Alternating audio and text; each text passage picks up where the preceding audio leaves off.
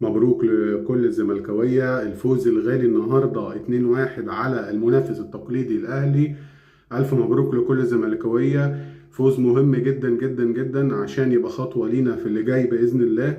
ودخلنا كده المنافسة، ومكسب مهم جدا جدا جدا جدا، ويعني الحمد لله مكسب مهم. وبحب أشكر كل اللعيبة الرجالة اللي يعني موتت نفسها عشان خاطر الماتش، والشوط الاول والشوط الثاني بجد انتهزوا كل الفرص.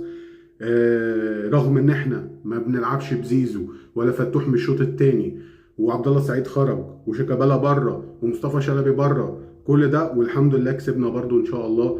والف مبروك لنادي الزمالك، 3 نقط مهمه جدا جدا جدا في مشواره، ودخل في المنافسه ودفعه معنويه ليه للماتش الجاي ان شاء الله يوم الاحد الساعه 6 في استاد القاهره، لقاء الذهاب بتاع دريمز الغاني. شكرا لكل جمهور